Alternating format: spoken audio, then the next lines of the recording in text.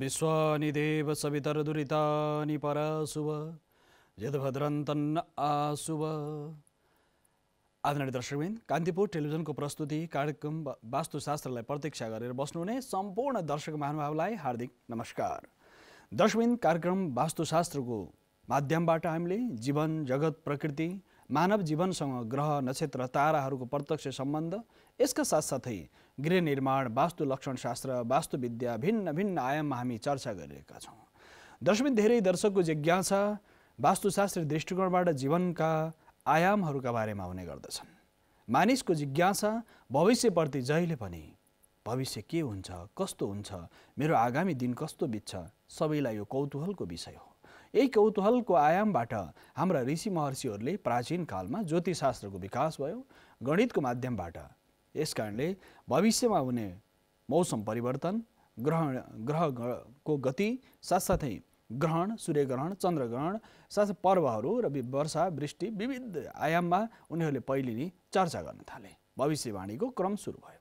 यो क्रम यस अर्थमा कि सिद्धान्त संहिता र होरा शास्त्रमा, यसका साथसाथै ज्योतिषको आयाम यो भयो भने वास्तुशास्त्र भनेको स्थापत्यवेदसँग रहेको ज्ञान हो। यो स्थापत्यवेद सम्पूर्ण निर्माणसँग सम्बन्धित नभएर तन्त्र, मन्त्र, यन्त्र विभिन्न प्रकारका आयामहरूमा पनि छन्, तर यसमा वास्तुविद्या भन्ने एउटा स्वतन्त्र चिन्तन छ। वास्तुविद्या, जसलाई वास्तुविद्या भनिन्छ। वास्तुविद्या, नक्षत्र विद्या, भिन्न भिन्न विद्याहरू छन्। 64 प्रकारका विद्याहरू छन्। ती 64 प्रकारका विद्याहरूमा पनि वास्तुविद्यालाई पनि एउटा विद्या मानिएको छ। यसमा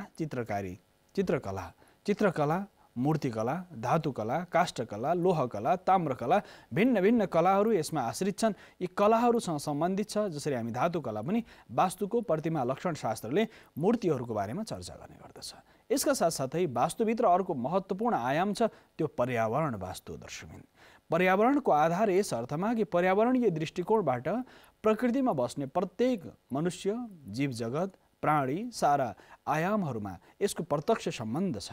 यदि पर्यावरणीय दृष्टिकोणबाट यदि जीवनमा पृथ्वी, जल, तेज, वायु, आकाश 5 तत्त्वको यदि सन्तुलन हुँदैन थियो भने मानिस आज यो स्थितिमा रहन सक्दैन थियो। अन्य ग्रहहरूमा पनि मानिसहरूको अस्तित्व किन छैन त? सूर्यमा मानिसको अस्तित्व किन सम्भव छैन?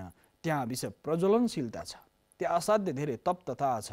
त्यसकारणले सूर्यमा मानव जीवन छैन छ। सूर्यको प्रकाश मानिसलाई चाहिन्छ। यसका साथसाथै चन्द्रमा मानव बस्तीको लागि चर्चा भइरहेको छ, तर चन्द्रमा मानिसहरू बस्न सक्दैनन्। आर्टिफिसियल अथवा काल्पनिक आधारबाट त मानिसहरू त्यहाँ रहन सक्दैनन्। भनाइको आशय के हो भन्दा दर्शकवृन्द, त्यहाँ रहनको लागि मानिसले प्रयास त गरिरहेका छन् चन्द्रमा बसोबासको लागि, तर चन्द्रमाको बसोबास मानिसलाई असाध्य धेरै खतरायुक्त छ, जोखिमपूर्ण छ। यसका मङ्गलको सन्दर्भ भने के चिन्तनीय छ, के विचारणीय छ।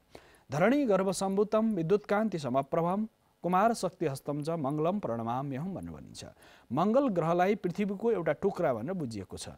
मङ्गल ग्रह पृथ्वीबाट उछिट्टिएर गएको एउटा पिण्ड हो, पृथ्वीको गर्भबाट उत्पन्न भएको भनेर भनिएको। धरणी गर्भसम्भूतम, पृथ्वी जस्तै त्यहाँ पनि मानिसको बसोबास बरु सम्भव छ मङ्गल ग्रहमा, किनकि माता जस्तै हुन्छन्, पुत्र सन्तान त्यस्तै हुन्छन्। त्यहाँ केही न केही आधारहरू छन्, किनकि रातो वर्णको ग्रह मानिन्छ मङ्गल ग्रहलाई। त्यस कारणले पृथ्वी गर्भबाट उछिट्टिएर गएको र पृथ्वी गर्भबाट उत्पन्न भएको भनेर ज्योतिषमा भनिएको छ। यस कारणले रातो वर्णको ग्रह मानिन्छ मङ्गल ग्रहलाई। त्यस कारणले मङ्गलको प्रभाव भनेको पृथ्वीको पुत्रको रूप, भूमिसुतको रूपमा भनेर भनिन्छ। तसर्थ मङ्गलमा सम्भावना हुनसक्छ। बुध, बृहस्पति, शुक्र, शनिमा त मानिसको बसोबास अलि सम्भव छैन, किन बृहस्पतिलाई पहेँलो ग्रह मानिन्छ। त्यसको आभा, बुधलाई हरियो ग्रह मानिन्छ, हरियो आभाले युक्त भएको छ। शनि ग्रहलाई निलो आभाले मानिएको छ। साथसाथै ग्रहहरूको आभाहरू हुन्छन् र त्यसअनुसार मानिसको बसोबास सम्भव असम्भवको सन्दर्भ छ। यो चर्चा त रहने नै छ। दर्शकवृन्द, अहिले हामी चर्चा गर्दैछौँ ग्रहहरू र वास्तवमा पर्यावरणीय दृष्टिकोणबाट मानव जीवनमा प्रत्यक्ष पार्ने प्रभाव। पर्यावरणीय दृष्टिकोणबाट कसरी प्रभाव पर्छ त मानव जीवनमा? प्रत्येक दिनको प्रातःकालीन सूर्योदयमा जो शीतलताको अनुभूति गर्नुहुन्छ तपाईँले, शीतल जुन अवस्थितिहरू सिर्जना हुन्छन्, शीतल अवस्थिति जब सिर्जना हुन्छ, शीतलता कहाँबाट आउँछ त? सूर्यको जुन प्रकाश हुन्छ दर्शकवृन्द, सूर्यको प्रकाश जसरी प्रत्यक्ष रूपमा धरतीमा परिरहेको हुन्छ, सूर्यको प्रकाशबाट जति पनि वस्तु पदार्थहरू प्रकाशित हुन्छन्। हामीले जति वस्तु पदार्थहरू हामीले देख्छौँ, ती वस्तु पदार्थहरू देखिएका पदार्थहरूमा कसरी हामीले देख्छौँ? अन्धकारमा त हामीले देख्न सक्दैनौँ। त्यहाँ के को आवश्यकता पर्छ? प्रकाशको आवश्यकता पर्छ, ज्योतिको आवश्यकता पर्छ, उज्यालोको आवश्यकता पर्छ। त्यो सूर्यबाट आउने प्रकाश एउटा छ भने एउटा सूर्यसँग सम्बन्धित सोलर सिस्टमबाट, सौर्य ऊर्जाबाट अथवा हाइड्रो सिस्टमबाट, विशेष गरेर पानीबाट प्राप्त हुने ऊर्जा, सूर्यबाट प्राप्त हुने ऊर्जा अथवा पेट्रोलियम भूगर्भभित्रबाट प्राप्त हुने ऊर्जाको माध्यमबाट हामीले प्रकाश प्राप्त गर्न सक्छौँ, उज्यालो ज्योति प्राप्त गर्न सक्छौँ।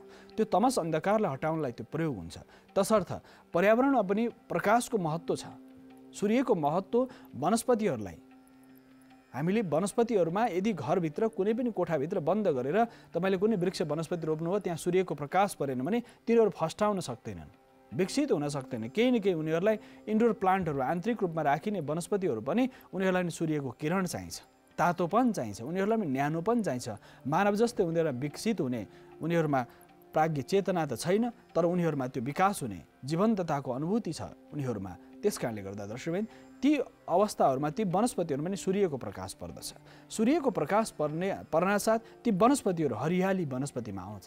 जसरी हामीले दसैँ त हामीले बिदा गरिसक्यौँ दर्शकबिन। दसैँमा राखिएको जमरा, घरभित्र तपाईँले राख्नु भएको जमरा, छोपेर राख्नु भएको जमराको रङ कस्तो थियो? पहेँलो थियो, सेतो थियो। किन थियो भन्दाखेरि त्यहाँ सूर्यको प्रकाश परेन। यदि जमराले तपाईँ बाहिर राखिदिनुहोस् एक दिनको लागि, भोलिपल्ट हरियो भइहाल्छ। किन हुन्छ त भन्दा सूर्यको प्रकाशले त्यसलाई हरित रङ त्यसमा उत्सर्जन गर्छ, ससर्जन गर्छ, हरियोको प्रभाव पर्दछ। हरियो केसँग सम्बन्धित छ भन्दा हरियो सृजनशीलतासँग सम्बन्धित छ दर्शकबिन। यो चर्चा त रहने नै छ। अहिले भने दर्शकहरूलाई यहाँहरू अहिले भर्खरै कान्तिपुर टेलिभिजनको वास्तुशास्त्र कार्यक्रम तपाईँले हेर्दै हुनुहुन्छ भने हाम्रा दुईटा नम्बरहरू रहने गर्छन् दर्शकबिन। यी दुईटा नम्बरहरूमा तपाईँले फोन गरेर आफ्नो जिज्ञासा राख्न सक्नुहुनेछ।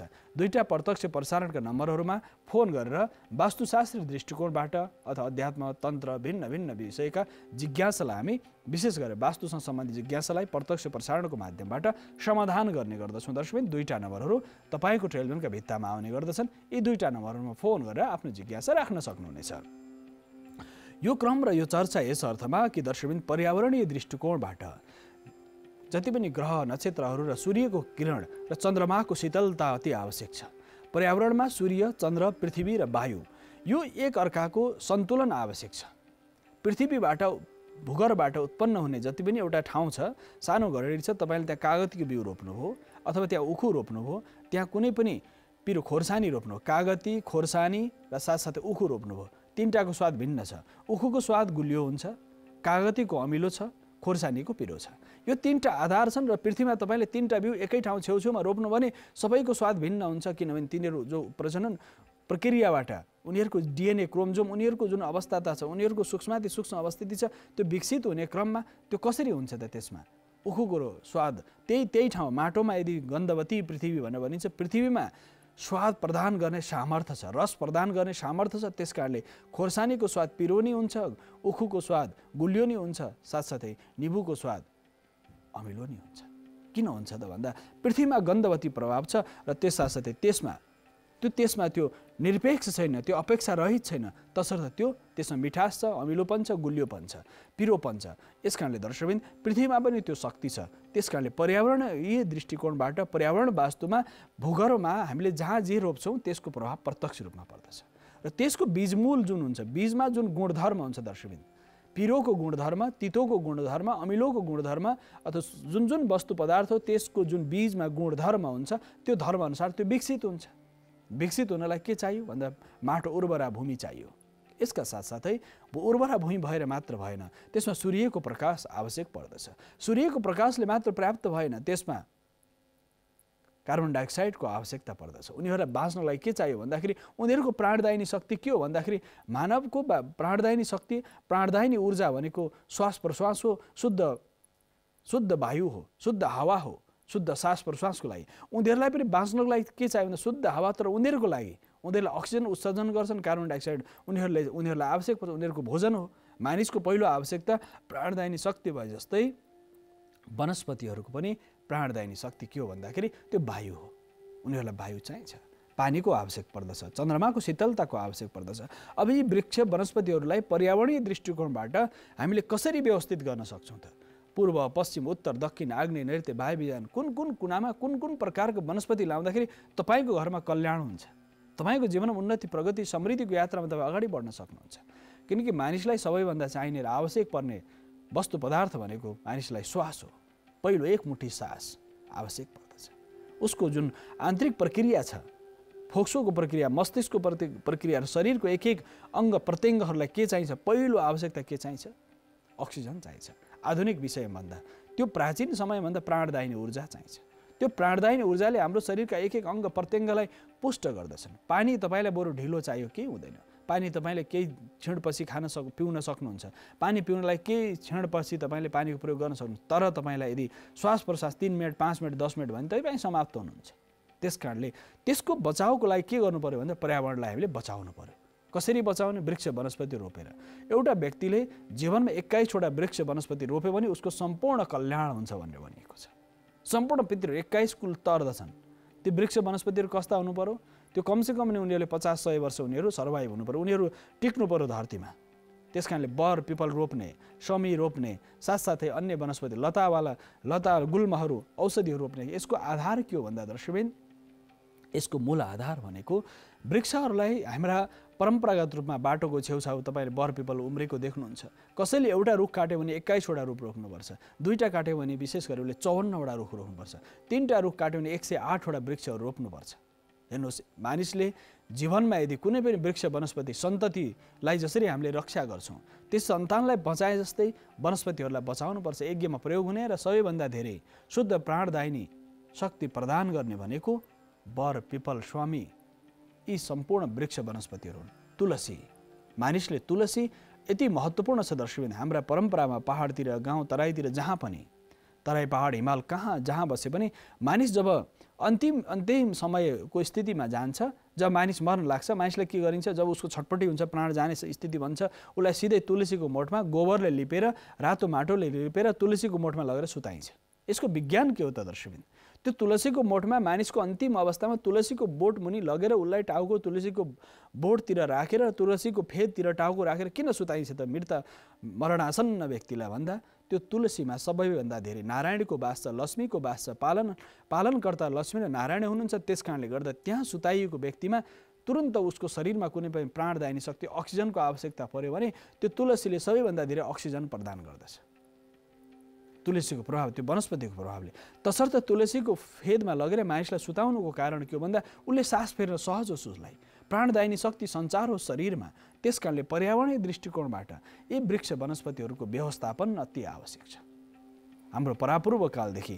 र विशेष गरी अर्को सन्दर्भ, कुनै व्यक्तिको शरीर छुट्टै अन्त्य अवस्था छ भने त्यो घरबाट यदि त्यो शवलाई बाँसमा राखेर जब शवलाई अन्तिम समय लगिन्छ, लाँदाखेरि कसरी लगिन्थ्यो भने त्यो परम्परा प्राचीन कालमा थियो। एम्बुलेन्सहरू आउनुभन्दा पहिलेको सन्दर्भ पहाडतिर अथवा हिमालतिर, तराईतिर कहीँ पनि यो परम्परा थियो। बर पिपलको यदि रुख छ भने त्यो शवलाई काँधमा हालेर लिएर मृत शरीरलाई त्यो पिपलको रुख घुमाएर लगिन्थ्यो।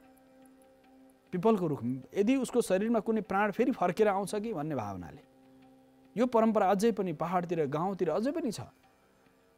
जब शवलाई काँधमा राखेर लगिन्छ, लगेपछि बर पिपल घुमाएर लगिन्छ दर्शकबिन। किन लगिन्छ भन्दा बर पिपलको फेदमुनि सबैभन्दा धेरै अक्सिजन हुने भएको हुनाले कहीँ त्यो मृत व्यक्ति कहीँ फेरि त्यो पुनः जीवित भएर जीवन तथा प्राप्त गर्छ कि, बा फेरि पुनः जीवन आउन सक्छ कि, बा पुनः त्यो श्वास प्रश्वास फर्किन सक्छ कि भनेर पिपलको परिक्रमा गराउने, बरको परिक्रमा गराउने क्रम हो दर्शकबिन।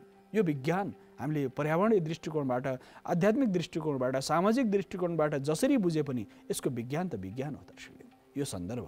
यसका साथसाथै अर्को सन्दर्भ छ, वृक्ष वनस्पतिहरूलाई रोपिसकेपछि उनीहरूलाई पुत्रवत पालन, तपाईँको सन्तान छोराछोरीलाई जसरी पालन गर्नुहुन्छ, उनीहरूलाई अन्न जल आवश्यक, वस्त्र आवश्यक परे जस्तै तिनीहरूमा कुनै पनि विजातीय तत्त्वहरूले, किरा फट्याङ्ग्राहरूले प्रकोप नहोस्, ती वृक्ष वनस्पतिहरू पातहरू नकुहिन् अथवा जरा नकुहियोस् भनेर त्यसको हेरचाह गर्नुपर्छ। ती वृक्षहरू रोपिसकेपछि छोड्ने, धेरै देशमा यो वृक्षारोपणको अभियान सुरु हुन्छ दर्शकबिन। वृक्षारोपणको अभियान सुरु हुन्छ, रुख रोप्छन्, त्यसपछि घर फर्किन्छन्, भोलिपल्ट रुख चाहिँ के जीव जन्तुहरूले खाइदिन्छ अथवा मर्छ, समाप्त हुन्छ। त्यसको प्रायश्चित्त लाग्छ। तपाईँले रोपेको रुख यदि हुर्किन भने फेरि मलजल गर्ने, जल फेरि रोप्ने, तर त्यो निरन्तरता ध्यानपूर्वक त्यसलाई संरक्षित गर्ने यो क्रम हो यो पर्यावरणमा। यसका साथसाथै अब कसरी रोप्ने त वनस्पतिहरू, यसको प्रभाव के छ, मानव जीवनमा वनस्पतिको प्रयोग कसरी छ? तपाईँको यदि कार्यकक्षमा दर्शकबिन, तपाईँको कार्यकक्षमा तपाईँलाई काम गर्न मन लाग्दैन, आलस्य आउँछ, जनप्राविधिक काम, कम्प्युटर, यो विभिन्न प्रकार प्रविधिसँग सम्बन्धित मानिसहरूलाई त सबैभन्दा धेरै अक्सिजन चाहिन्छ, किनकि त्यसले यो जति पनि प्राविधिक सामानहरू छन् ल्यापटप कम्प्युटर ठुला मेसिनहरू यो मेसिनहरूले के गर्छन् अक्सिजनलाई सबैभन्दा धेरै उनीहरूले समाप्त नष्ट गर्छन् ठुला किन त्यो ताप हुन्छ हिट हुन्छ त्यसले अक्सिजन नष्ट गर्छ कार्बन डाइअक्साइड वृद्धि हुन्छ त्यो कोठामा त्यहाँ तपाईले आन्तरिक सजावटका लागि इन्डोर प्लान्टहरू आन्तरिक वनस्पति आन्तरिक साज सजावटका वनस्पतिहरू राख्न सक्नुहुन्छ यदि आन्तरिक वनस्पतिहरू राख्यो भने त्यसको असरले तपाईँ सकारात्मक प्रभावले कति राम्रो गर्छ भने त्यहाँ बस्ने व्यक्तिलाई आलस्य आउने झुम्म हुने अनिद्रा हुने अथवा कार्यकक्षमा तपाईँलाई मन नलाग्ने यदि समस्या छ भने दर्शकबिन तपाईँको कार्यकक्षमा वनस्पतिहरू राख्नुहोस् गमलामा राख्न सकिन्छ ती वनस्पतिहरूलाई गमलामा राखेर सुरक्षित राख्ने त्यहाँ जल हाल्ने पानी हालेको हाले पनि गर्नु भएन चाहिने त्यसलाई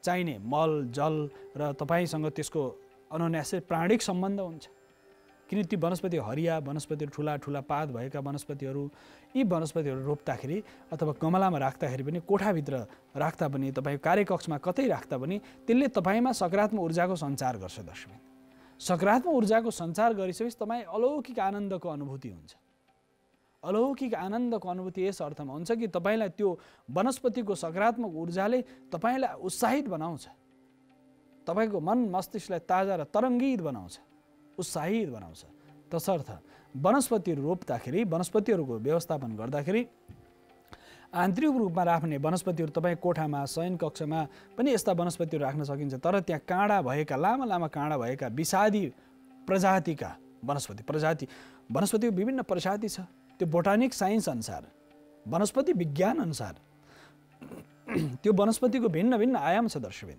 त्यो वनस्पतिको भिन्न आयाम भएका वनस्पतिहरू कुन पुलिङ्ग छन् कुन स्त्रीलिङ्गी छन् कुन नपुंसकलिङ्गी छन् कुन उभयलिङ्गी छन् यो वनस्पतिको पनि एउटा प्रजातिहरू भिन्न छन् कुन परिवारभित्र पर्छ त्यो वनस्पति औषधीय परिवारभित्र पर्छ अथवा काष्ठ आदि गरेका प्रयोग गर्ने परिवारभित्र पर्छ अथवा तपाईँ अन्न बालीसँग सम्बन्धित मानिसको लागि चाहिने खानापिनासँग सम्बन्धित छ त्यो पर्यावरणीय दृष्टिकोणबाट कुन प्रकारको वनस्पति हो जस्तै धान गहुँ जौ कोदो वा आदि गरेका जति पनि छन् यो खाद्य प्रजातिका हुन् यिनीहरूको आयाम खाद्यसँग छ खानपिनसँग सम्बन्धित छ एउटा छ औषधिसँग सम्बन्धित छ औषधि जडीबुटीहरू त्यो एउटा प्रजाति छ तिनीहरूको एउटा अर्कै परिवार छ तिनीहरू पनि परिवार हुन्छ तिनीहरू पनि परिवारको धारा हुन्छ उनीहरूसँग सम्बन्धित हुन्छन् एउटा काँडा आउने प्रजातिका एउटा दुध आउने प्रजातिका एउटा भिन्न प्रजातिका यो स्थापत्य वेदमा यसरी चर्चा गरिएको छ त्यो वनस्पतिहरू पनि पुरुष कारक स्त्री कारक नपुंसक कारक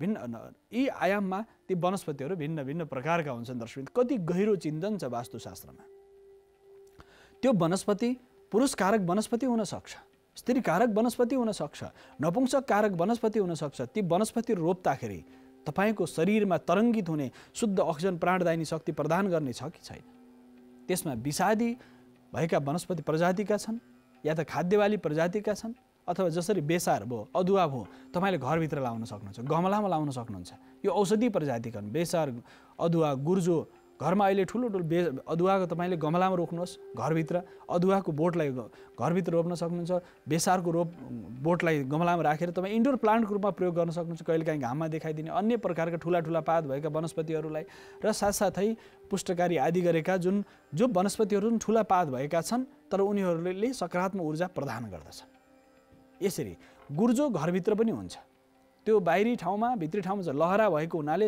अहिले मनी प्लान्टहरू लगाउँछन् तर मनी प्लान्टको ठाउँमा तपाईँले गुर्जो लाउनुहोस् दुईटा प्रभाव पार्छ त्यसले घरमा मानिसहरूले मनी प्लान्ट भन्ने एउटा वनस्पति आयो जङ्गल पाइने वनस्पतिलाई घर भित्राइयो र मानिसहरूले मनी प्लान्ट लगाएपछि मनी आएकै गर्छ भने त्यो हाम्रो परम्परा होइन हाम्रो परम्परा त औषधीय वृक्ष वनस्पति मनी प्लान्ट लगाएर मनी वृद्धि हुने होइन कि तपाईँलाई त्यसले शुद्ध अक्सिजन दिन सक्छ त्यो पातहरू राम्रा हुन्छन् तर त्यसमा पनि तपाईँले गुर्जो लाउनु भने औषधि प्रजातिका वनस्पति लहरावाला सेतो फुल्ने पहेँलो फुल्ने रातो फुल्ने र मिश्रित रङका फुल्ने बैजनी रङका फुलहरू फुल्ने भिन्न प्रकार वनस्पति तपाईँले घरभित्र लाउन सक्नुहुन्छ त्यो घरको कुनामा भित्तामा लगाइदिँदाखेरि त्यसले के हुन्छ भने त्यहाँ घरमा बस्ने व्यक्तिलाई सकारात्मक प्रभाव पार्छ त्यसमा किरा फट्याङ्ग्रो आउन दिनु भएन पातहरू झर्छन् फोहोरको सम्भावना हुन्छ त्यसकारणले व्यवस्थित रूपमा सुरक्षित तवरले लगाउने यसका साथसाथै पूर्वतिर लाउँदाखेरि घरको ठुलो कम्पाउन्ड छ त्यसमा तपाईँले गार्डनिङ गर्दै हुनुहुन्छ भनेदेखि पूर्वतिर जहिले पनि औषधीय वृक्षहरू लाउनु पर्ने हुन्छ पूर्वतिर औषधि वृक्षको सन्दर्भमा चर्चा गरिएको छ औषधि वृक्षहरूमा के परे त भन्दा औषधि जुन वृक्ष वनस्पतिबाट औषधीय गुणधर्म हुन्छ त्यो वृक्ष वनस्पति औषधीय गुणधर्म भएका जसरी अदुवामा औषधीय गुणधर्म छ, एन्टिबायोटिक छ। यसका साथसाथै बेसारमा त्यो गुणधर्म छ। गाँजा यो यस्तो प्रजाति हो, गाँजा यस्तो खालको प्रभाव हो, यसमा सम्पूर्ण गुणधर्म छ। त्यसको रेसाहरूबाट कपडा बन्छ, त्यसको दानाबाट विभिन्न क्यान्सर आदि गरेका विभिन्न डरलाग्दो रोगहरूलाई शमन गर्ने सामर्थ्य छ। र त्यसमा प्राचीन कालमा मानिसहरूलाई लट्याउनु पर्यो भनेदेखि, अपरेसन गर्नु पर्यो भने यस्ता प्रकारका जुन विषादी हुन् तर तिनीहरूले शरीरलाई सकारात्मक प्रभाव पार्छन् त्यस्ता खालका वनस्पतिहरूको प्रयोग गरिन्थ्यो र मानिसलाई लट्याएर फेरि अपरेसन गरेर चिरफार पनि गरिन्थ्यो। यो 3000, 4000, 5000 वर्ष पहिले। र मानिस स्वस्थ त्यति बेलासम्म हुन्छ, शरीरमा कुनै किराको प्रकोप भयो, विभिन्न प्रकार पेटमा जुकाहरू हुने, विभिन्न चुरा, विभिन्न प्रकार पेटभित्र हुने भाइरस ब्याक्टेरियाको सङ्क्रमण आदिलाई न्यूनीकरण गर्न औषधीय वनस्पतिहरूको प्रयोग हुन्थ्यो। त्यो पातको, जराको, डाँठको, बोक्राको, साराको प्रयोग भएर ती वनस्पतिहरू प्रभावित हुन्छ। धतुरो त्यसै अर्थमा प्रयोग गर्छ। धतुरो, गाँजा, भाङ भगवान शिवलाई किन चढाइने त? त्यसको कारण के छ? त्यसमा औषधीय गुण छ। भगवान महामृत्युञ्जयलाई चढाइन्छ, त्यो औषधि गुणधर्म छ दर्शकबिन।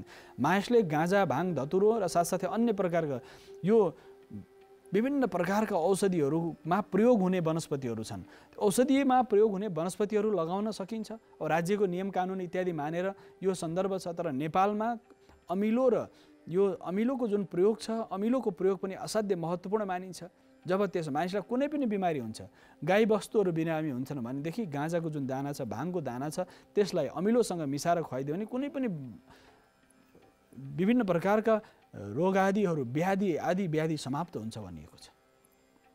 त्यसमा यति धेरै सकारात्मक ऊर्जा, सकारात्मक तत्त्व। यसको विज्ञान के हो भने पर्यावरणसँग सम्बन्धित भएको हुनाले यो विषयमा हामीले चर्चा गऱ्यौँ। यसमा औषधीय वनस्पतिहरूको सन्दर्भ एउटा छ। अर्को तपाईँलाई शुद्ध अक्सिजन प्रदान गर्ने, प्राणदायी ऊर्जा प्रदान गर्ने वनस्पति एउटा दोस्रो सन्दर्भ छ। यसका साथसाथै जसमा काष्ठ प्रयोगको लागि प्रयोग हुने, तपाईँ झ्याल, ढोका, खाट आदि गराउनको लागि बर, पिपल र समी यिनीहरूको झ्याल ढोकाहरू बनाउनु हुँदैन, दराज बनाउनु हुँदैन दर्शकबिन। बर, पिपलको काठको कहिले पनि प्रयोग गरिँदैन। झ्याल ढोका बनायो भने त्यो घरमा अशान्ति हुन्छ। त्यो दुध आउने वृक्ष वनस्पतिहरू, कटहरको पनि बनाउने विधान गर्दैन शास्त्रले। यस कारणले गर्दा दुध आउने वृक्ष वनस्पतिहरू खाँबोको रूपमा प्रयोग गर्नु, बर पिपलको काठलाई खाँबोको रूपमा, घरको दलिनको रूपमा प्रयोग गर्न सकिँदैन। र घर बनाउँदाखेरि जुन स्तम्भहरू, खाँबोहरू बनाइन्छ दर्शकबिन, त्यसमा वास्तुविद्यामा मूल ढोकाहरू यस्ता वनस्पतिहरूको बनाइँदैन जसमा एकीय प्रयोगमा प्रयोग हुन्। बर पिपलको त कहिले पनि झ्याल ढोका बनाउनै हुँदैन। बनाएको छ भने पनि तपाईँको घरमा अशान्ति हुन्छ, घरको मूल्यको मृत्यु हुन्छ भनिएको छ। र यज्ञ काष्ठहरूमा, यज्ञमा प्रयोग हुने केही काष्ठहरू छन् जसको लागि झ्याल ढोकाको रूपमा पनि प्रयोग गर्न सकिन्छ। सिप्लिकान भन्ने एउटा तितो प्रकारको वनस्पति हुन्छ, त्यसको झ्याल ढोका असाध्य राम्रो। दार भन्ने एउटा हुन्छ, त्यो पनि असाध्य राम्रो मानिन्छ। यसका साथसाथै यो पाखरी भनेर भनिन्छ, यो पनि महत्त्वपूर्ण मानिन्छ। यी केही वनस्पतिहरू छन् जो कि झ्याल ढोका आदि गरेको स्तम्भमा प्रयोग गरिन्छ। अब प्राचीन कालमा काठका स्तम्भहरू हुन्थे। स्तम्भको लक्षण पनि छ दर्शकबिन। त्यो स्तम्भ कस्तो गोलाकारको स्तम्भ, जसरी हाम्रो खाँबो हुन्छ त्यो गोलाकारको हुन्छ, च्याप्टो हुन्छ र चारपाटे हुन्छ, गोलाकार हुन्छ, त्यसको लक्षण छ दर्शकबिन स्तम्भमा। अब यसका साथसाथै दैलोको जुन सन्दर्भ छ, द्वारको जुन विधान गरिएको छ, ती वनस्पतिबाट आउने हुन्छन्। र पूर्वपट्टि रोकियो रातो फल्ने फुल्ने वनस्पतिहरू पूर्वतिर, दक्षिणतिर विशेष गरेर नीलो, कालो, हरियो आदि फुल्ने वनस्पतिहरू, अग्ला हुने वनस्पतिहरू दक्षिणतिर, पश्चिमतिर पहेँलो फल्ने फुल्ने वनस्पतिहरू पश्चिमतिर, उत्तरतिर सेतो फल्ने फुल्ने वनस्पतिहरू, त्यस्ता प्रकार वनस्पति उत्तरतिर रोप्न सकिन्छ। यसरी ती वनस्पतिको प्रभाव अनुसार, उनीहरूको लक्षण अनुसार तिनीहरूलाई व्यवस्थापन गर्न सकिन्छ। र साथसाथै तपाईँको कुनै पनि वृक्ष वनस्पतिहरूको रङसँग सम्बन्धित वृक्ष वनस्पतिहरू अथवा तेलीय पदार्थसँग सम्बन्धित, खाद्य पदार्थसँग सम्बन्धित वनस्पतिहरू, भिन्न भिन्न प्रकारको वनस्पतिहरूको प्रजाति छ। त्यो प्रजातिको रोपण अति आवश्यक छ। अब मानिसलाई प्राणदायिनी शक्ति प्रदान गर्नु छ, प्राप्त गर्नु छ, सन्तान वृद्धि गर्नु छ, जसरी कुनै पनि तर्पण, यज्ञदान, पिण्ड इत्यादि गर्दाखेरि बर पिपलको फेदमा गएर गरिन्छ। शनि, राहु, केतु आदि ग्रहको प्रकोप भयो भने शनिबारको दिन पिपलमा जल चढाइन्छ दर्शकबिन। बर पिपलमा समीमा जल चढाइन्छ। किन चढाइन्छ भन्दा समीमा सबैभन्दा शनिको ग्रह दोष शमनको लागि समी असाध्य महत्त्वपूर्ण मानिन्छ। समीको वृक्षमा अथवा बरको वृक्षमा, पिपलको वृक्षमा जल चढाउने, समीको वृक्षमा। यो समी असाध्य महत्त्वपूर्ण मानिन्छ। नेपालमा पाइने समीको दुई प्रजातिहरू छन्, सानो पात भएको र ठुलो पात भएको। नेपालमा प्रयोग हुने समी त असाध्य महत्त्वपूर्ण मानिन्छ। यसकारणले गर्दा ती वनस्पतिहरूको प्रयोग यसरी व्यवस्थित गर्न सकिन्छ। अब मूल ढोका पनि तपाईँको दुई प्रकारको द्वार भन्छ, द्वार भन्छ, दुईतिरबाट बन्द हुने। त्यो चाहिँ वनस्पति एकीय काष्ठको हुनु पर्यो, जो सखुवाको हुनसक्छ, अग्राख भनेर भनिन्छ। यो अग्राखको सबैभन्दा महत्त्वपूर्ण मानियो। त्यो रातो अग्राख, सेतो अग्राख, पहेँलो अग्राख, अग्राखको पनि विभिन्न प्रकारहरू प्रजातिहरू हुन्छन्। अन्य प्रकार सिसौ हो, अग्राख हो, अन्य प्रकारको वनस्पतिहरूको मूल ढोका बनाइन्छ। मूल ढोका राख्दाखेरि वास्तुशास्त्र अनुसार पूजा गरेर राख्नु पर्दछ। त्यसमा दुईटा बन्द हुनु पर्यो, पल्ला दुईटा हुनु पर्यो। त्यसको आमा र छोरीको संज्ञा दिएको छ।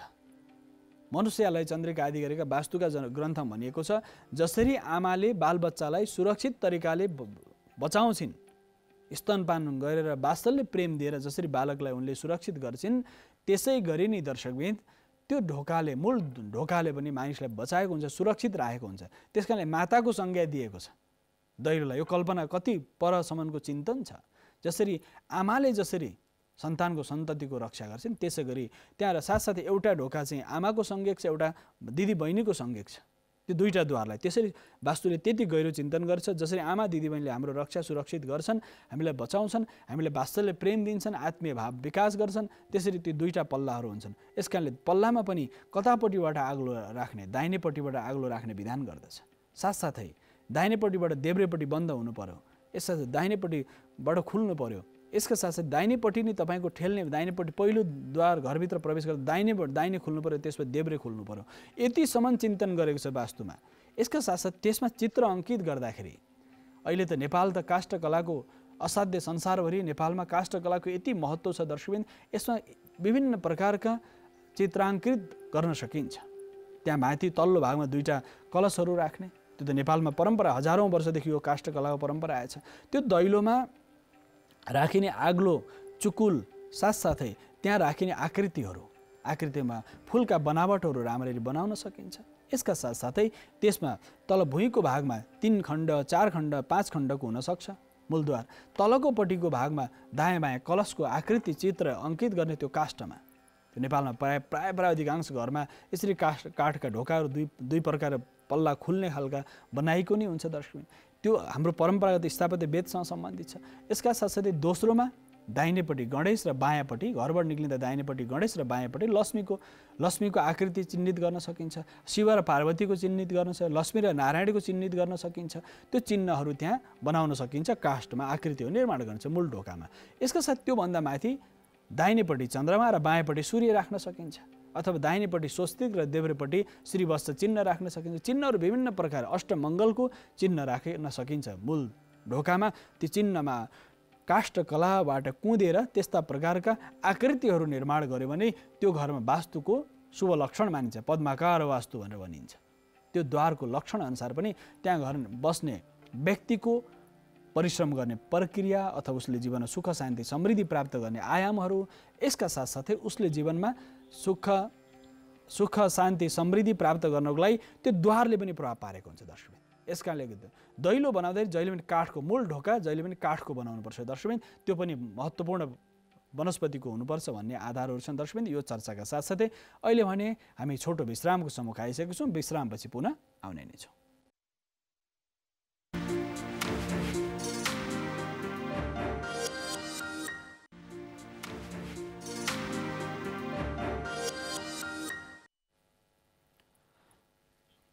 दर्शकबिन पुनः स्वागत छ कार्यक्रम वास्तुशास्त्रमा। हामी प्रातकालीन सत्र, शुभारम्भको सत्रदेखि निरन्तर रूपमा दर्शकहरूसँग प्रवचन साथसाथै भिन्न भिन्न आयामबाट छौँ। भक्ति सङ्गीतको माध्यमबाट भक्ति श्रवण, साथसाथै योग, यसका साथै वास्तुशास्त्र। प्रत्येक दिनको सत्र बडो आनन्ददायक हुनसक्छ दर्शकहरूको लागि। सन्दर्भ हामीले मूलद्वारको सन्दर्भमा, मूल ढोकाको सन्दर्भमा चर्चा गरेको थियौँ। यसमा लक्षणहरू हुन्छन् दर्शकबिन। काठको नि हुनुपर्छ मूल ढोका। तपाईँ घरमा अन्य ठाउँमा सिसाहरू हाल्नुहोस्, झाल ढोकामा सिसा प्रयोग गर्नुहोस्, तर मूल ढोका जहिले पनि काठको बनाउनुपर्छ दर्शकबिन। काठको बनाइसकेपछि यसको प्रभाव प्रत्यक्ष रूपमा त्यसको प्रयोग काष्ठ आकृतिहरूमा पनि चिन्तन गरिएको छ। त्यसमा डरलाग्दा स्थितिहरू राख्नु हुँदैन। त्यसमा विनायकको बास, गणेश र कुमारको प्रतीक राख्न सकिन्छ। माथिपट्टि देहली विनायक भन्छ, दैलोमा राख्ने विनायक भनेको भगवान गणपति, जसले विघ्न विनाशक हुनुहुन्छ, त्यो चित्र राख्न सकिन्छ। गणेशको चित्र। धेरैले भन्नुहुन्छ गणेशको चित्र राख्दाखेरि पछाडिपट्टि त गणेशको चित्र पछाडि त अशान्ति हुन्छ, दुःख हुन्छ, कष्ट हुन्छ, पीडा हुन्छ पछाडिपट्टि। र अगाडिपट्टिको जुन भाग हुन्छ त्यो अगाडिपट्टिको भागमा विशेष गरेर त्यो कसरी राख्ने त भन्दा गणेशलाई राख्न सकिन्छ, स्वस्तिक राख्न सकिन्छ, गणेश र कुमारलाई राख्न सकिन्छ, विभिन्न विभिन्न देवताका आकृतिहरू राख्न सकिन्छ। राखिसकेपछि त्यसमा द्वारको पूजा गरिन्छ। त्यो हाम्रा रक्षक हुन्, हाम्रो कल्याण गरून्, क्षेत्रपाल राख्न सकिन्छ। साथसाथै मूलद्वारमा गणेशको पूजा गरेर त्यहाँ वास्तु पुरुषको पूजा गरेर स्तम्भ राख्न सकिन्छ। यदि तपाईँको घरको मूल गेट, मूलद्वार, मूल प्रवेश फलामको राख्नुभयो, बाहिरपट्टिको कम्पाउन्ड जसरी तर हाम्रो काठको घरहरूमा त काठको घर भनेपछि त त्यसमा वास्तुको दोष धेरै न्यून हुन्छ, किनकि काठमा चुम्बकीय तरङ्गहरूको परावर्तन हुन्छ अथवा त्यो चुम्बकीय तरङ्ग चाहिँ आरपार हुनसक्छ, जान सक्छ। तर धातुमा के हुन्छ, चुम्बकीय तरङ्गले प्रभाव पार्दछ दर्शकबिन। यसमा ताँबा, पित्तल, फलाम आदि गरेका जुन काठको ढोका लगाए पनि बाहिरबाट कभर तपाईँले चाँदीको लाउन सक्छ। जसरी पशुपतिनाथको मन्दिरको चर्चा गरौँ, भित्रपट्टि काठको आकार छ, काठको ढोका छ, तर बाहिर कभर कसरी गरेको छ, बाहिरबाट पाता कसरी राखेको छ भन्दाखेरि पाता भनेको चाँदीको राखेको छ, सुनको पाताहरू राखेको छ। कारण के छ भने सुनको पाता, चाँदीको पाता, त्यसको प्रभाव प्रत्यक्ष रूपमा पर्दछ। सुन चाँदीको पाताले त्यो पाताको रङ्ग्याइ छ, पाताको प्रभाव छ, त्यो पाताको रङ्ग्याइ र प्रभावले हाम्रो जीवनमा ऊर्जा प्रदान गर्दछ। त्यो धातुको प्रभाव पनि छ। सुनलाई सबैभन्दा पवित्र किन मानिन्छ? पवित्र पनि मानिन्छ र कलीको साक्षात बास पनि मानिन्छ। यो धातुका ढोकाहरू बनाउने विधान धेरै न्यूनतम रूपमा गर्नुपर्छ दर्शक। मन्दिरको ढोकाहरू बनाउँदा पनि, धातुको ढोकाहरू बनाउँदा पनि, काठका ढोकाहरू बनाउँदा पनि चिन्हहरूको प्रयोग र स्तम्भको प्रयोग गर्न सकिन्छ। मूल थामको प्रयोग। अब मूल थाममा पनि वृत्ताकार थामहरू हुन्छन्। अहिले पछिल्लो समय हात्तीपाइले त 4 पाटे हुन्छ, कोही गोलाकार हुन्छ। घर मूलीको राशि नक्षत्र अनुसार त्यो स्तम्भ कुन प्रकारको छ, कुन प्रकृतिको छ, कुन प्रयोजनको लागि घर बनाउँदै हुन्छ। तपाईँ घर बसोबासको लागि हो, आवासीय भूमि हो अथवा गृह हो, आवास घर बनाउने अवस्थामा आवासीय गृह हो, अथवा तपाईँको औषधि हस्पिटल अथवा कुन प्रकारको काम गर्दै हुनुहुन्छ त्यहाँ, त्यसमा पर्यावरणीय दृष्टिकोणबाट पनि काठको स्तम्भहरूको प्रयोग गर्दै हुनुहुन्छ अथवा तपाईँले ढुङ्गा, माटो, रोडा, बालुवाको बाटा प्रयोग गर्दै हुनुहुन्छ। कुन प्रकारको प्रयोग गर्दै हुनुहुन्छ त्यो आधारमा त्यो कम्पनीको नाम अथवा त्यहाँ बस्ने व्यक्तिहरूको अथवा त्यहाँ गरिने कामको प्रभाव अनुसार कुन प्रकारको काम हो त्यस आधारमा त्यसको स्तम्भहरूको विधान गरिन्छ। 4 पाटे स्तम्भ, गोलाकार स्तम्भ, चतस्र भनिन्छ। चतस्र स्तम्भ लम्बाइ चौडाइ गोलाइ बराबर भएको स्तम्भहरू। त्यो स्तम्भहरू पनि बिजोडी सङ्ख्यामा हुनुपर्छ भनिएको छ। राशि अनुसार कहीँ जोडी सङ्ख्यामा हुनसक्छ, कहीँ बिजोडी सङ्ख्या। तपाईँको राशि कुन राशि हो? तपाईँको मेष राशि हो अथवा मेष राशि, मिथुन राशि अथवा सिंह राशि अथवा धनु राशि, कुन राशि अथवा राशिमा कुन राशि हो? तपाईँ सम राशि हो या विषम राशि हो? तपाईँको पहिलो राशि मेष विषम राशि हो। मेष भनेको 1 हो, 1 विषम भयो, र 2 भनेको वृष हो, वृष सम भयो, 3 भनेको मिथुन हो, विषम सम विषम गर्दै जाने तपाईँको आफ्नो राशि जुन पर्दछ त्यसरी तपाईँले यसरी राशि अनुसार सम राशि र तपाईँको अङ्क कति हो, राशिको अङ्क कति हो, 1 देखि 12 सम्म अङ्क हुन्छन् दर्शकबिन। यसमा 6वटा सम राशि छन्, 6वटा विषम राशि छन्। तपाईँले आफ्नो राशि कुन राशि, सम राशि हो या विषम राशि हो, त्यस आधारमा पनि तपाईँले स्तम्भहरू त्यसै राख्न सक्नुहुन्छ। तपाईँको घर मूलीको त्यहाँ बस्ने व्यक्तिको अथवा कम्पनीको नाम, जुन नामबाट कम्पनीको नाम छ दर्शकबिन, त्यो कम्पनीको नाम जुन नामबाट छ त्यही अनुसार त्यो स्तम्भहरूको पनि विधान गरिएको छ। त्यो कम्पनीको नाम सम प्रकारको छ या विषम प्रकारको छ, त्यस स्तरबाट त्यो आयामबाट त्यो कम्पनीको नामबाट अथवा व्यक्तिको नामबाट त्यसरी पनि स्तम्भको विधान गरिन्छ। तर बिजोडी सङ्ख्याको स्तम्भको विधान, जोडी सङ्ख्याको स्तम्भको विधान गरिएको छ।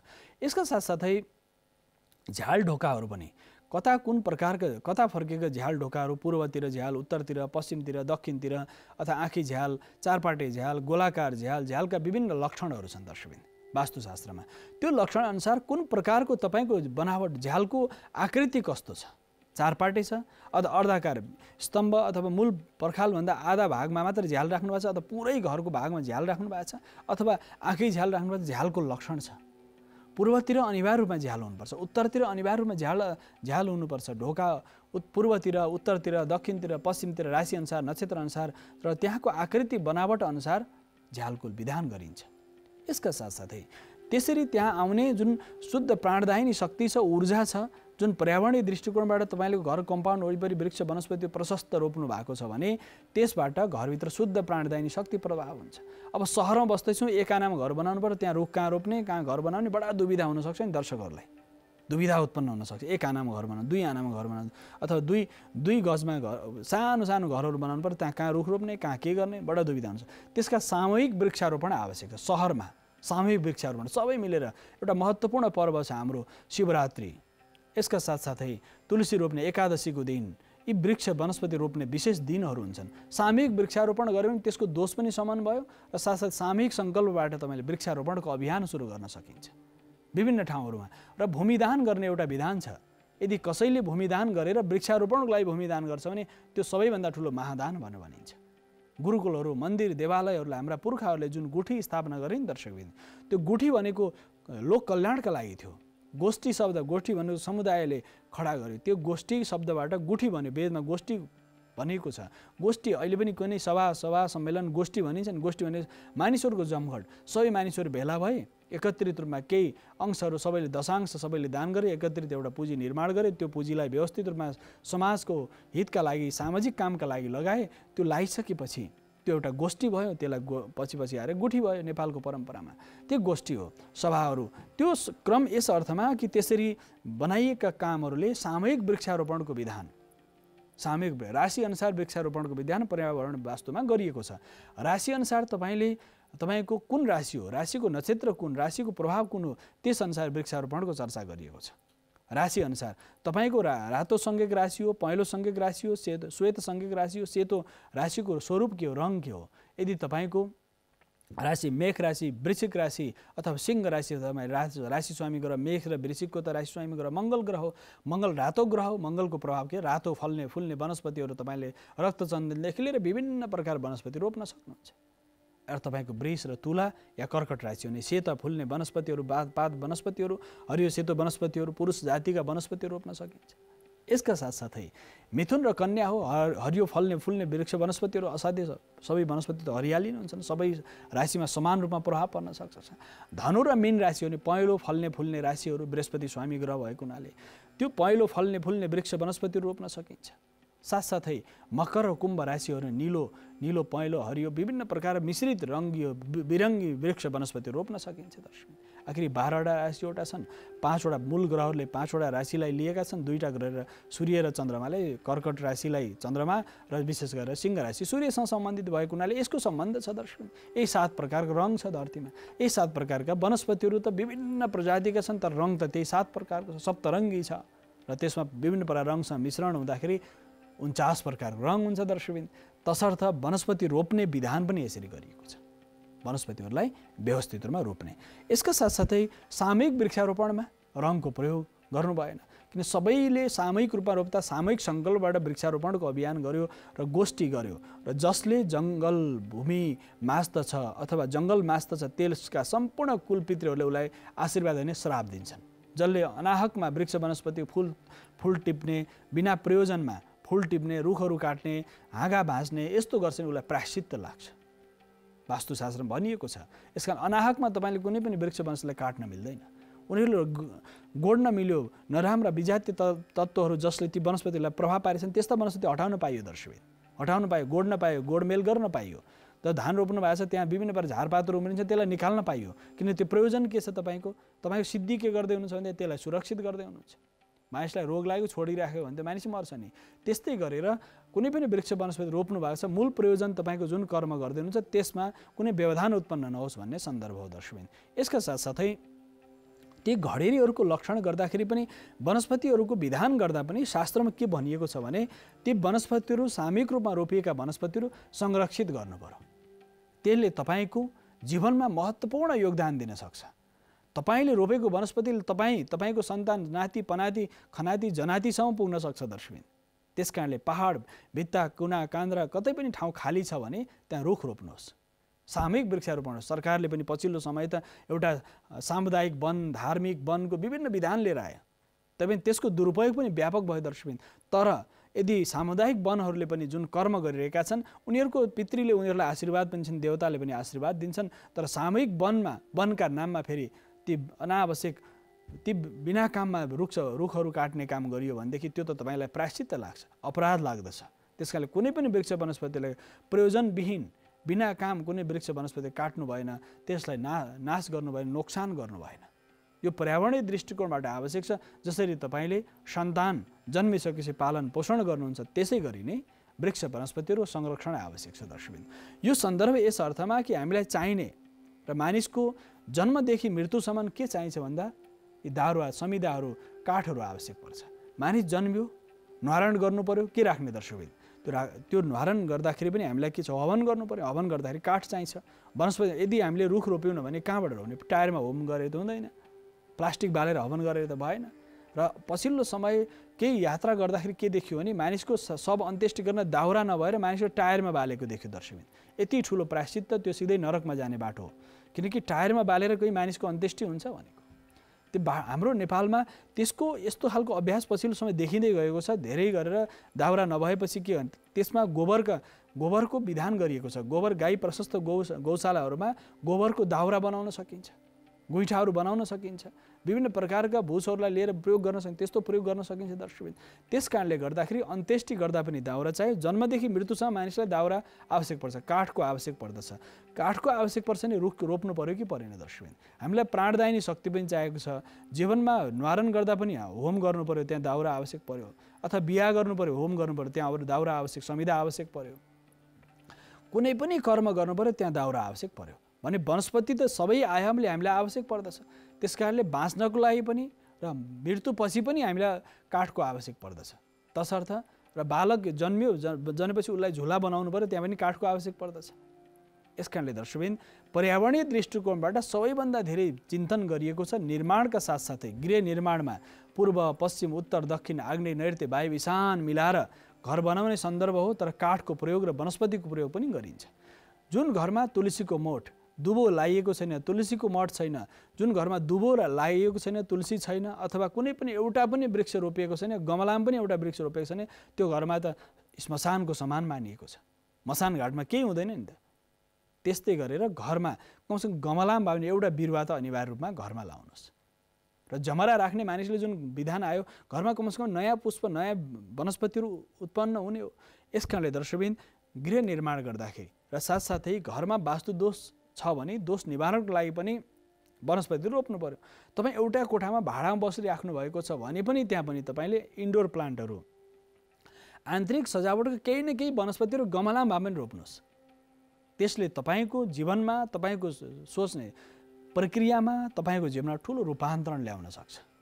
ती वृक्ष वनस्पति ठुला पात भएका हुन्, त्यसले तपाईँलाई संरक्षित गर्दछ। माताले जसरी पुत्रलाई सन्तानलाई संरक्षित गर्नुहुन्छ त्यसै गरी नै वृक्ष वनस्पति रोप्दाखेरि मानिसको संरक्षण हुन्छ। सबै प्रकारले ऊ बच्न सक्छ। त्यसमा पनि औषधीय वनस्पति रोप्दा त झन् धेरै प्रभाव पर्ने भयो दर्शकबिन। धेरै सकारात्मक ऊर्जा उसको जीवनमा आउने भयो। तसर्थ वनस्पति रोप्दा पनि हामीले यो ध्यान पुर्याउनुपर्छ कि औषधीय वनस्पति हुन् जो प्रयोजन सिद्ध होस्, प्रयोग सिद्ध होस्। त्यति मात्र नभए पनि तपाईँले कमसेकम कुनै पनि वनस्पति रोप्नु औषधीय गुण धर्म छैन भने पनि कुनै पनि वनस्पति तपाईँले रोप्नुभयो भने पनि कमसेकम त्यसले शुद्ध अक्सिजन त दिन्छ, शुद्ध प्राणदायिनी शक्ति ऊर्जा उत्सर्जन गर्दछ। तसर्थ ती वनस्पतिहरू रोप्दाखेरि पनि हामीले ध्यान दिनुपर्छ दर्शकबिन। यो सन्दर्भ यसका साथसाथै अन्य सन्दर्भ छ वास्तुशिल्पशास्त्रमा। ती वनस्पति रोपेपछि संरक्षण गर्ने सन्दर्भ छँदैछ। यसका साथसाथै पर्यावरणीय दृष्टिकोणबाट पूर्वपट्टि दक्षिणपट्टि पश्चिम उत्तर अथवा आग्नेय ईशान जति पनि आग्नेय कोणमा होस्, दक्षिण पूर्व कोणलाई आग्नेय कोण भनियो, दक्षिण पश्चिमलाई नैऋत्य कोण भनियो, उत्तर पूर्व ईशान कोण भनियो, उत्तर पूर्वको बिचको भागलाई र साथसाथै उत्तर र पश्चिमको भागलाई उत्तर पश्चिम भागलाई वायु कोण भनियो। यी उपकोणहरू नामै छन् अग्नि, वायु, ईशान, नैऋत्य। यी त उपकोणहरू हुन्, उपदिशाहरू हुन् दर्शकबिन। यी उपदिशाहरूमा पनि यदि तपाईँले वृक्ष वनस्पतिहरू रोप्नुहुन्छ भने मूल दिशामा तपाईँले वृक्षहरू रङ अनुसार रोप्नुभयो भने उपदिशाहरू पनि औषधीय वनस्पतिहरू रोप्न सकिन्छ। त्यो औषधीय वनस्पतिहरू राख्न सकियो। घरको अब ती वनस्पति राख्दा कसरी राख्ने? एउटा कोठामा तपाईँ बस्नुहुन्छ त्यहीँ सबै थोक छ भने पनि कमसेकम घरको उत्तरपट्टिको भागमा अथवा पूर्वपट्टिको भागमा या पश्चिमपट्टिको भागमा वनस्पतिको रङ रूप स्वरूप त्यसको सुगन्ध फल्ने फुल्ने कुन प्रकारको छ त्यसरी राख्न सकिन्छ। इन्डोर प्लान्ट पनि त्यसरी व्यवस्थित गर्न सकिन्छ। यसका साथसाथै वनस्पति रोपिसकेपछि जलको आवश्यकता पर्छ, मलको आवश्यक पर्छ, त्यसलाई पनि व्यवस्थापन गर्नु पर्यो। त्यसमा किरा फट्याङ्ग्राहरू आउँछन्, विजातीय तत्त्वहरू आउँछन्, त्यसको संरक्षण पनि गर्नु पर्यो। त्यसमा पनि हामीले ध्यान दिनुपर्दछ दर्शकबिन। यसका साथसाथै कति उचाइको धेरै दर्शकहरूको जिज्ञासा घरभित्र बर पिपल स्वामी रोप्नु हुँदैन भन्ने धेरैको हाम्रो नेपाली परम्परामा घरभित्र त हामीले बर पिपल रोप्ने आधार नै हुँदैन कि त्यो यति ठुलो वृक्ष हुन्छ घरभित्र रोप्ने सम्भवै हुँदैन।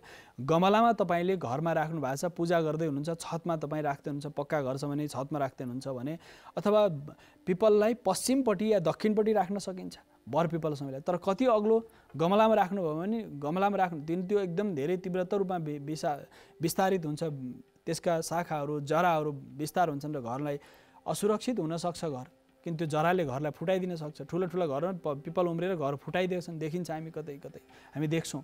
यसकारणले दर्शकबिन त्यस्ता वनस्पतिले गमलामा रोप्नु पर्यो भने कति अग्लो रोप्ने त भन्दाखेरि त्यो कमसेकम 3 हातभन्दा अग्लो हुनु भएन।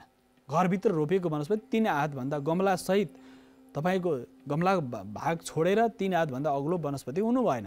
त्यो आफ्नो हातले घरमुलीको हात 1.5 हात 2 हात 3 हातभन्दा त्योभन्दा ठुलो भएका वनस्पतिलाई फेरि घरभन्दा बाहिर कम्पाउन्डको वरिपरि रोप्दिने, अथवा कुनै पनि एक जुन जहाँ तपाईँको वनस्पतिहरू रोप्न सकिन्छ जङ्गलमा लगेर रोप्दिन सकिन्छ। साथसाथै ठुला भइसकेपछि फेरि लगेर रोप्दिने, फेरि नयाँ बिरुवाहरू लिएर आउने, नयाँ बिरुवा ल्याउने 3 देखि 5 हात भएपछि फेरि लगेर रोप्दिने। यसै यो क्रम, यो सर्कल यो निरन्तर चलिराख्यो भने, यो क्रम चलिराख्यो भने के हुन्छ भने वनस्पतिहरू नै हुर्किने हुन्छन्।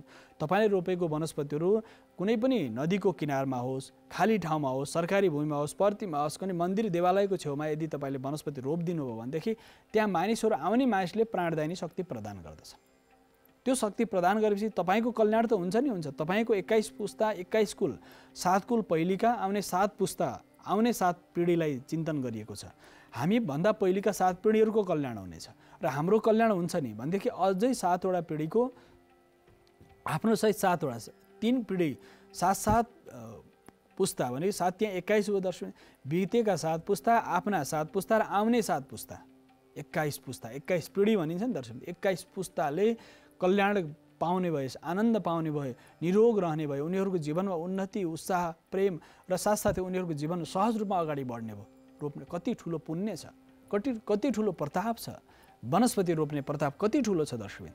त्यस कारणले त्यस्ता वृक्षहरू जो दीर्घकालीनसम्म 1000 वर्ष 2000 वर्ष बाँच्न सकुन् त्यस्ता वनस्पतिहरू बर पिपल समी आदि गरी वृक्षहरू हजारौँ वर्ष टिक्न सक्छन्। अन्य वृक्ष वनस्पतिहरू पनि छन् जो हजारौँ वर्ष टिक्न सक्छन्, कमसेकम 100 वर्ष टिक्न सक्ने, 50 वर्ष टिक्न सक्ने, 20 वर्ष 5 वर्ष 10 वर्ष 2 वर्ष टिक्न सक्ने वनस्पतिहरू अथवा वर्षेनी हुने वनस्पतिहरू पनि रोप्न सकिन्छ। एउटा धेरै लामो समय टिक्ने वनस्पतिहरू, एउटा केही समय टिक्ने वनस्पतिहरू र साथसाथै एउटा वर्ष दिनमा समाप्त भएर फेरि आउने वनस्पतिहरू पनि रोप्न सकिन्छ। ती वनस्पतिहरू दीर्घकालीन रूपमा रहने वनस्पतिहरू रोप्दाखेरि अथवा अल्पकालीन रूपमा रहने वनस्पतिहरू रोप्दाखेरि पनि हामीले हाम्रो जीवनको रक्षा त गर्छौँ, समाजको र राष्ट्रको र साथसाथै सम्पूर्ण पृथ्वीको रक्षा गर्छौँ। पृथ्वीको रक्षाको लागि माटोको संरक्षण आवश्यक भए जस्तै पर्यावरणको रक्षा आवश्यक छ र वास्तुशास्त्रमा पर्यावरण वास्तु यति गहिरो चिन्तन छ दर्शकबिन। ती वनस्पतिहरू जो ज्याह फलिनेर ज्याह अफला अपुक्फा ज्याश्च पुष्पणी भनेर भनिएको छ। ज्याह फलिनेर ज्या अफला अपुक्फा, यो मन्त्रको भाव के छ नि, यी वनस्पतिहरू मनुष्य धरतीमा आउनुभन्दा 3 पिँढी पहिले नै धरतीमा उनीहरू आए। मनुष्यको अस्तित्व धरतीमा आउनुभन्दा 3 पिँढी पहिले नै वनस्पतिहरू धरतीमा आइसकेका थिए। उनीहरू आएपछि मानिसको यहाँ आगमन सहज भयो।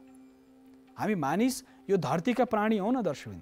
हामी त सूर्यलोकबाट, चन्द्रलोकबाट, ग्रहलोकबाट हाम्रो आगमन भयो, देवलोकबाट मानवको धरतीमा आगमन भएको छ। यो मानिसको आफ्नो घर होइन पृथ्वी।